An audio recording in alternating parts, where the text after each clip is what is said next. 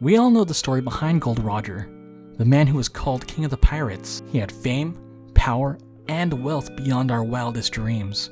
And before he passed, he let us know that his fortune was ours for the taking, but we'd have to find it all in one piece. And that's where my journey begins. This is Tourney Journeys.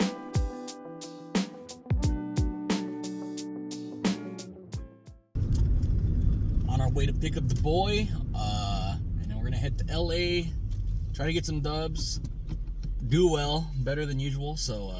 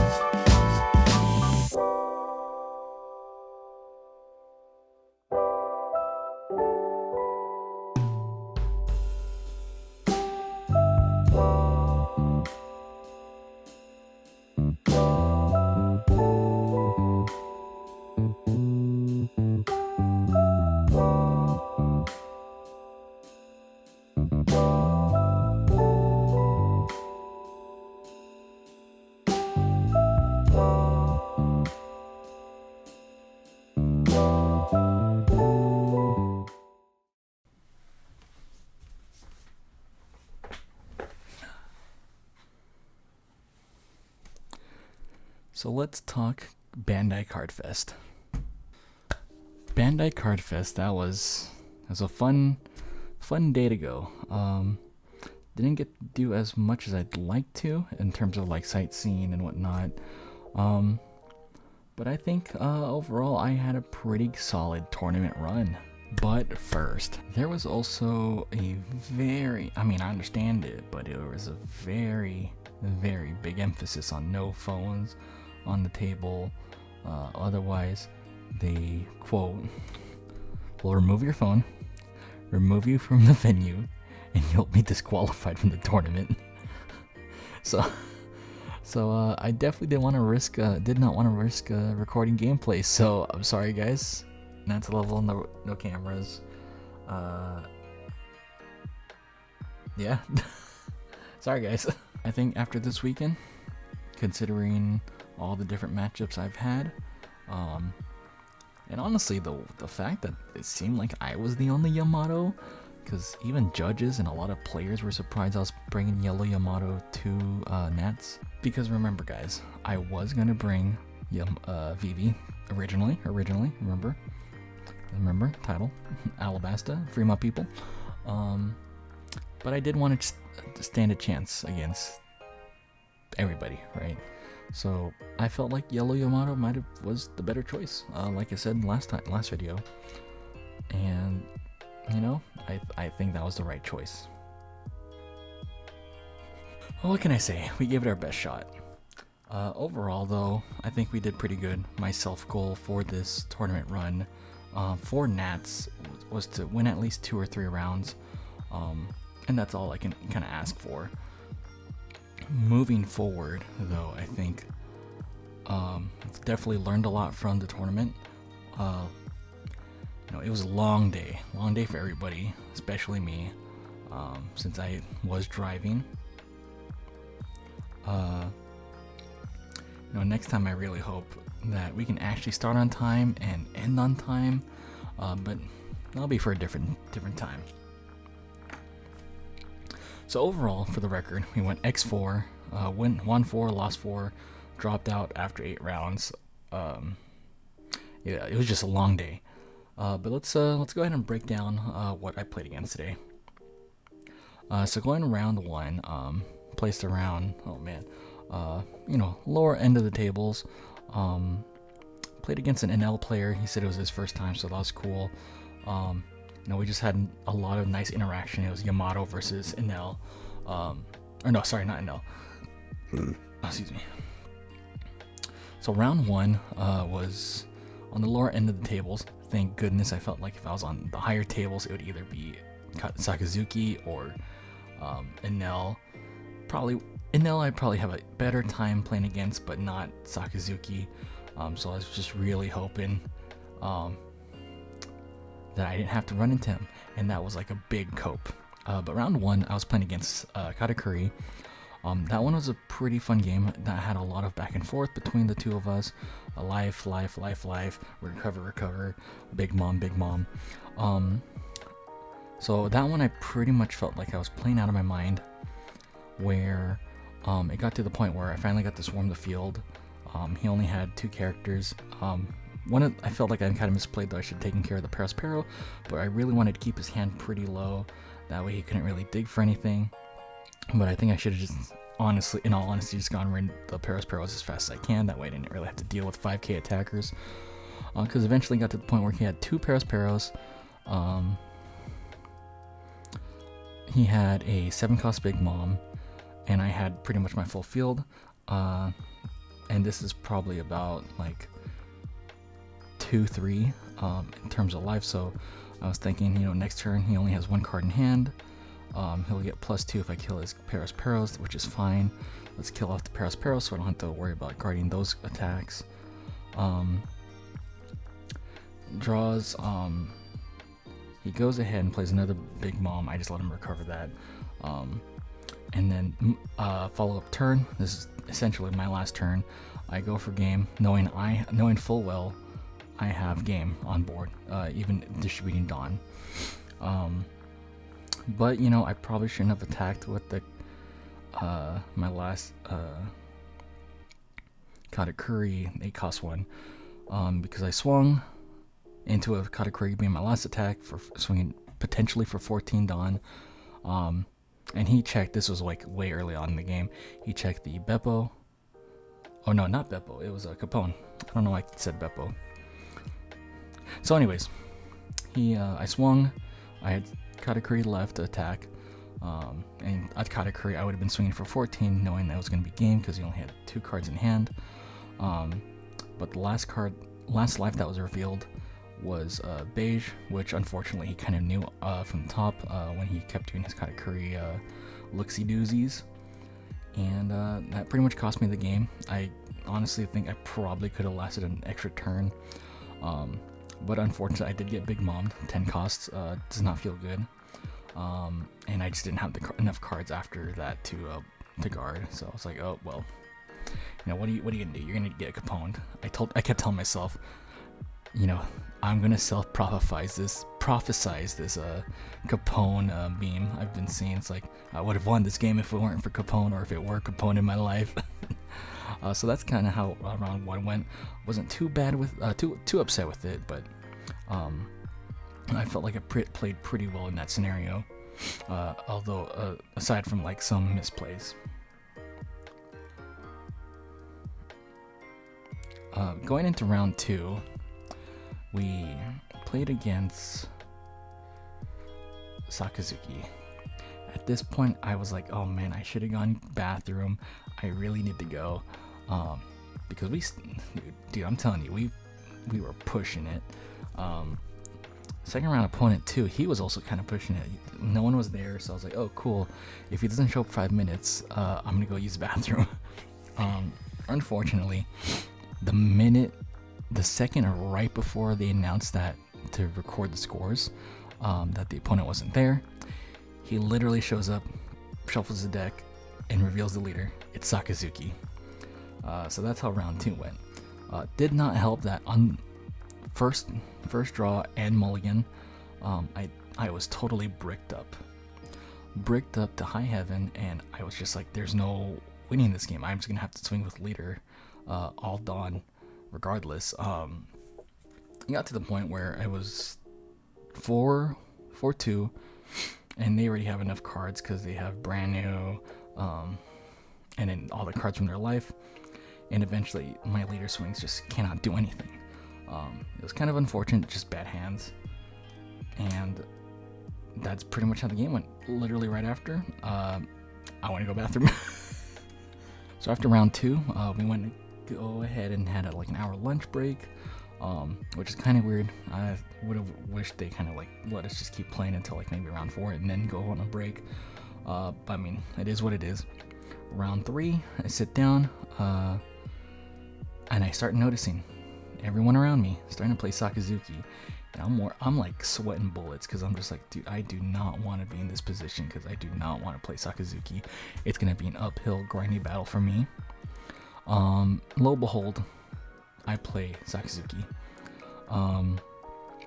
This one was interesting because we're already at the bottom tables, right? We're just not doing too hot, and I made a mistake. I started off with Shura to search for top 5, grabbing a Satori for guarding, for the 2K guard, and then they're doing Sakazuki stuff. I'm trying to do my searches, so I play Om. Unfortunately, he whiffs. He starts playing. I'm trying my best, so I'm just like, alright, I'm just gonna try to make the most out of it. Swing with Shura, giving him the Dawn. Swing with Om, because I can't really play anything else. I just have defensive cards in my hand. It's a little bit too late to go ahead and try to use Thunderbolt on any of these units because he hasn't really committed to anything 5 cost or less on the board. Turn after that, he starts committing. On life, I draw last life I draw, or last life that he gave me. That turn, I drew the pudding, so I was like, okay, cool, I'll do pudding. And this is kind of where I made a mistake. So because I was thinking of Shura when I played him, I was doing a thing where I go 1, 2, 3, 4, 5. I legit counted. I was like 1, 2, 3, 4, 5, and I was about to look, and then I looked at pudding and I go, oh shit, I was supposed to look at 4, and the guy goes, I'm sorry, bro, I gotta do this, and then calls the judge. So again, that's on me. Not gonna be upset about it. But the thing that did peeve me off afterwards is like he kept apologizing, so it's like he knew we were both at the bottom tables. He was sucking with his Sakazuki, I was sucking with my Yamato, but like, dang, it's gonna be like that, huh? After that, he pretty much just whops on me, Rebecca, Mancheri, Lucci, Hina. Definitely thinking at this point Hina is one of like the plays for the deck that kind of makes it happen. Same with Rebecca. I do kind of wish Sakazuki was hit because it's just like in this type of game there's not really much interaction in between. Unlike Yu-Gi-Oh, right? You can't interrupt combos. The turn player just is able to go off. And it's just the state of play at that point. It's like no matter what kind of board you set up, even if you're playing stuff that spams the field or you're just playing bigger numbers, you still have to wait that one turn to do anything. So that one turn really cost you, and Sakazuki's just able to decimate the field before you can really do anything. So all I can really do is kind of swing with leader, give him all the Dawn. So that one was a tough battle. Lost that one. And then round 4 was interesting. That one, I could start feeling the fatigue, and I was like, at this point I was like, okay, if I'm going X4, I'm just gonna drop. I'm gonna go ahead and enjoy the rest of the card fest. Luckily, this was probably like my saving grace. Round 4, time is called for like people who don't show up within the 5 minutes, and I said, thank goodness, let me go around and see if I could find any of the homies that couldn't go, hang out with them for a little bit. So I managed to hang out with some friends I haven't seen in a while. That was nice. I always enjoy doing that. And then round 5. I think round 5 is definitely where it picked up. So round 5, I was playing against Red Purple Luffy. At this point, I'm in my head. I'm thinking, all right, I'm just gonna try to learn whatever I can, because once OP5, this Nats is over, we're just gonna be fully focusing on OP6 onwards. No need to worry about the meta at this point, state of meta at this point. And Red Purple Luffy, that one was interesting because I started seeing a couple purple Luffys, but this guy was like the first Red Purple Luffy I kind of ran into. I got a little scared on this guy because I knew he's just able to raise up the dawn as fast as possible. Literally fast and furious. Luckily, first draw hand, I have Charlotte Pudding, play her first turn, and I get to search my combo pieces, or my defensive pieces, sorry. And the guy, he kind of starts off slow because he didn't get his Nami Searcher, so he kind of passes turn. And then from there I go, okay, he's not really doing anything. Let me go ahead and try to force out some cards in his hand. Turn 2, 3 Dawn on Pudding, swing. Guy did not expect that at all. So he's guarding this, and I go, okay, swing with leader for 5k. And, you know, he's got to defend as hard, so he's dropping cards from his hand like flies. So at that point, I'm feeling pretty confident he's losing cards to play on my turn. And then, yeah, I mean, he just could not draw the pieces in time. Me being able to spam the field too, that kind of was his downfall on that part. But after that, we were just kind of chatting, talking about. Apparently, he's local, so I was like, "Oh, cool. Maybe I'll see you next time." Then, next time we go. Round 6. That one was pretty quick too. That one was versus an interesting Whitebeard player. He told me after the match that he was not playing any Whitebeards in his Whitebeard decks, which I was like, that's an interesting choice. But he says, yeah, I'm more of a Zoro player, but I felt like Whitebeard might have been the play. I think for sure with Yamato versus Whitebeard, Yamato has the advantage, especially with the cards being able to spam the field like Ohm and Holly. He was just losing cards again, just same like the Red Purple Luffy. And plus he's losing a life on his turn. It just kind of like sped up the game. So that one we kind of picked up quick and easy, just spamming the field. Let's see, and then round 7. I am totally feeling it. Round 7, I'm like complaining. I'm like, dude, I just want to go home. It's already this late. Or I want to go eat. I'm so tired. We've been here since like 9:30, and it's already like 8 o'clock, and we're only at round 7 out of 11. But yeah, this time we played against Sakazuki.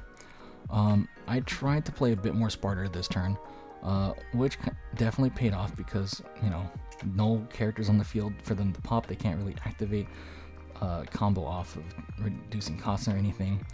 And luckily, because I'm hitting hard with the leader, he's dropping more cards than usual. It got to the point where once I notice he's low on cards, that's when I start playing my turn. And I was okay him taking me to 2 damage because, you know, I'm now 6k compared to his 5k bodies, and he's gonna have to waste extra Dawn to go ahead and do something about it.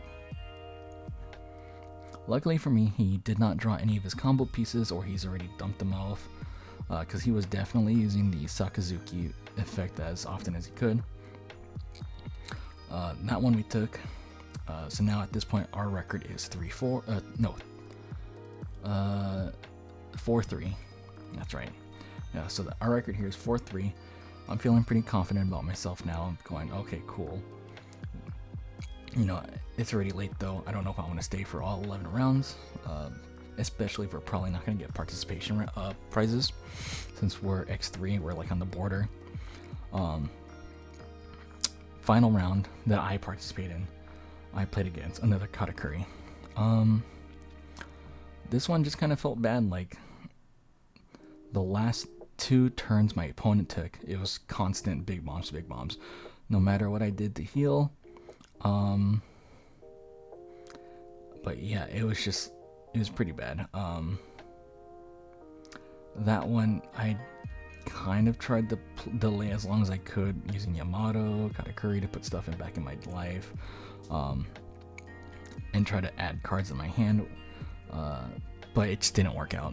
So that one we took a L on, and then from there I told my friend, all right, we're definitely X4 or more. Let's bounce. I want to grab something to eat. So, and that's how the Card Fest ended for me. In retrospect, thinking about it, I probably should have played a bit more L-Thors in my deck, or even the Narikabura arrows. But I think overall the experience of playing Yellow Yamato in a kind of more, I would say, serious format, that was interesting to see, and definitely like playing all these other decks, primarily Sakazuki though. You can tell that the state of the game right now is kind of iffy. I don't know if I want to keep playing OP6. If Sakazuki's gonna reign supreme, even with the new cards coming out, with Uda, or with the green Uda starter deck, or the red-green or green-blue Sanji Zoro starter deck coming out later this year too, and OP6. It's just Sakazuki, I think, being able to easily combo off like that, to reduce costs and then just say goodbye to your units, it's not fun, right? I would like there to be some autonomy for you to choose. If anything, I would prefer to see some restrictions on Sakazuki, at least. Maybe like hitting either the Luccis or the Rebecca's, but I don't think they're going to be hit at all anytime soon. If anything, maybe, I don't know. I don't even know what you'd do to balance the game at that point.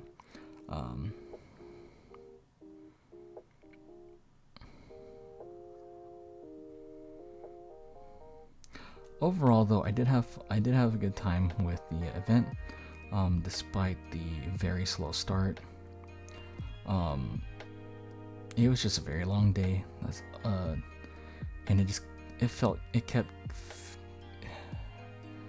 it kept feeling worse the longer it went on, because as you're playing round 3, you hear that Digimon's already at round 6. Digimon's around 6, and Battle Spirits is probably done with their tournament too. So you're just kind of sitting there. It's like, why is this One Piece tournament being so delayed? You'd figure, Core TCG, the organizers, they've kind of had the same number of entrants at past tournaments. So I'm not sure where kind of the delays or what caused issues. Part of it, I feel like it might have been because they were starting to add the invitees to the tournament, because it passed the second round. I'm not sure how that couldn't have been like fixed prior to organizing the tournament and whatnot, but you just can't expect everything to run smoothly. Overall, the booths did have a bunch of cool stuff. So they're showcasing some figures. Bandai collectibles were pushing out some new card games. They had like a big old area for Union Arena. Not sure if I'm gonna play that one. That's probably gonna be like more of a, when Yoruichi comes out, then we're going in, boys. But yeah, I think I was satisfied. I was satisfied with how I played. Not as many mistakes as I would normally in a local, I feel like, but definitely those mistakes happened during the tournament, and you just kind of learn with it. But yeah, I think moving forward now, I can finally stop thinking about OP5 meta and kind of start working on theory crafting for the next post Card Fest, which will probably be, I think, in March. Yeah, March. But yeah, I think from there, try to do some more gameplay on new other decks with friends, and see how that goes. I know there's not much to say about the series, but you know, I honestly would have loved to play Vivi at the Card Fest. It's just her current support just does not enable actual playability on a high national level. Locals, yes, it does work, but when you're potentially playing for a top spot, you know, Vivi, sometimes you just have to kind of consider yourself. Do you want to do good, or do you want to, you know, play your favorite deck? And in this case, I did choose to play to do good. So, because I feel like if I had played Vivi, honestly, I just would not have taken anything from this event home with me in terms of like mentality, player state, playmaking, right? And it sucks because I did want to bring Vivi, but I just did not see it happening at all. So I'm hoping maybe one day we'll come back to Alabasta, free the people. But I think until then, I'm definitely looking towards in this upcoming season to play Uda, both the green and the red-purple version, and potentially yellow-green Yamato. And then maybe if we get better Alabasta support, we'll head back into the kitchen with Vivi. But until then, I'm gonna start plotting, and so I'll see you guys on the high seas.